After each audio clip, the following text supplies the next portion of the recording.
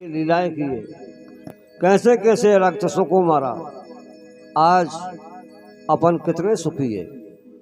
जो बड़े बड़े पहाड़ जैसे राक्षस थे, दानव थे, दैत्य थे, भगवान ने सबका मठिया मैदान कर दिया। और जो बचे खुचे, किसी को सुतल लो, किसी को तलातल, किसी को पाताल में भेज दिया। आज आपको हमको किसका दुख है? मेरा तेरा, घर परिवार, गांव वाले, यानी मनुष्य मनुष्यों का। जैसे ये कलयुग बहुत अच्छा युग है। अपना काम करते रहो और परमात्मा का नाम लेते रहो। देखिए, जब भगवान श्री कृष्ण बलराम धनुष यज्ञ की तैयारी हो रही थी, दरवाजे पर पहुंचे। वहां पर कुबलिया बीड़ हाथी बंधा था, जिसमें 10,000 हाथियों का बल। और जो भगवान अंदर दरवाजा पे प्रवेश करते हैं, तभी भगवान कृष्ण कहते हैं कि महावत, इस हाथी को हटा। इतना कहते हुए ही हाथी को महावत ने पेल दिया। जय हो। भगवान श्री कृष्ण उसकी सूंड पकड़ के पीठ पे चढ़ गए, पीठ से बगल निकल गए और हाथी को पटक दिया, हाथी को मारा। हाथी के जो दांत थे बड़े बड़े, मरोड़ के तोड़ के कंधे पे रखकर महावत को मारा। और दोनों भाई भगवान श्री कृष्ण और बलराम जी हाथी के दांतों को कंधे पर रखकर और जहां धनुष यज्ञ हो रहा था वहां जा पहुंचे, जहां मल्लों की कुश्ती थी वहां जा पहुंचे।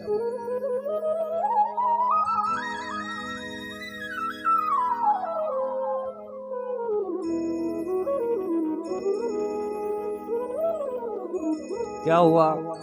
सल तोसल बड़े बड़े मल्ल थे। इतने में उस सभा में जाके पहुंचे तो बड़ा मंचान बना हुआ था, रंगभूमि थी।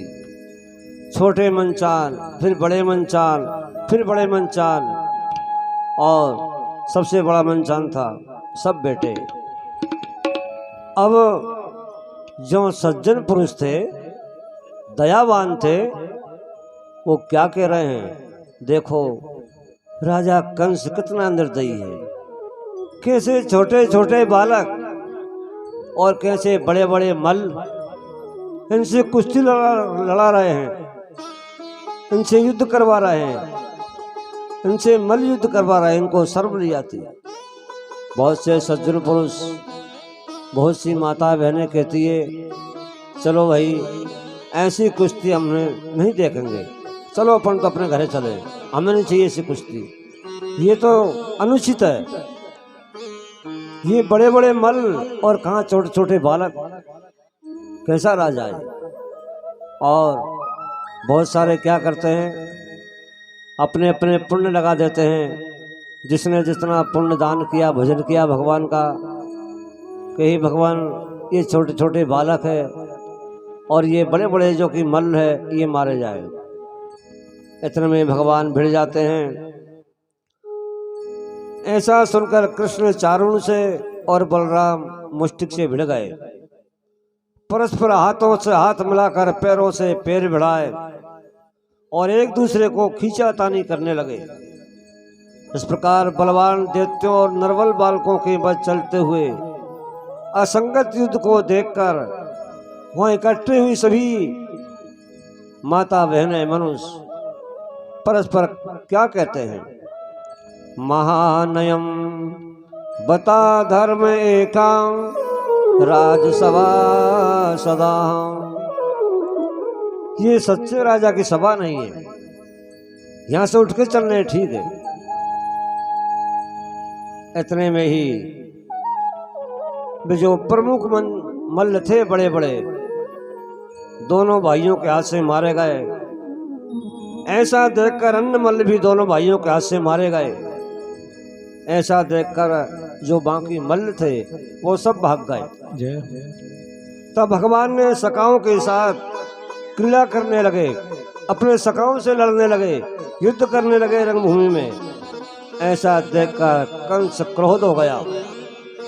कंस ने कहा, इन दुरात्मा वसुदेव पुत्रों को तुरंत बाहर निकाल दो यहाँ से, नंद सहित गोपों को बांध लो और बलराम वसुदेव को मारकर अनुयायी सहित उग्रसेन को भी कारागार में डाल दो।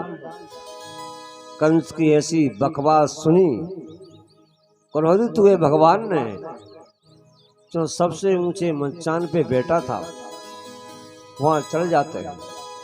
कंस तलवार खड़ग उठाता है, त्रिशूल उठाता है और भगवान को मारने दौड़ता है, कभी इधर कभी इधर कभी किधर।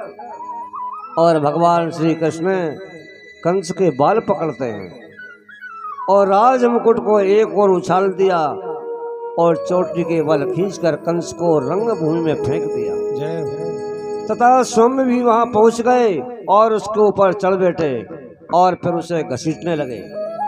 इस प्रकार कंस को मरा हुआ देखकर सभी लोग हाहाकार करने लगे और देवता लोग फूलों की वर्षा करने लगे। कंस क्या करता, सोते बैठते भोजन करते आदि सभी समय कृष्ण का ही ध्यान करता था, जय हो। इसलिए वे उन्हीं के स्वरूप को प्राप्त हो गया। जय हो। कंस के मरने पर काकान, क्रोध आदि उसके 8 भाई और थे छोटे, प्रतिशोधा दाखल बलराम जी की प्रीत से वो भी 8 भाई मारे गए। जिसके बाद देवताओं ने जय जयकार का शब्द किया, आकाश मार्ग से फूलों की वर्षा होती है, अप्सराएं नृत्य करने लगी, शंख भेरी बजने लगी, नगाड़े बजने लगे और बड़ा आनंद का विषय हुआ। बोलो भक्तों भगवान की जय हो। बोली बांके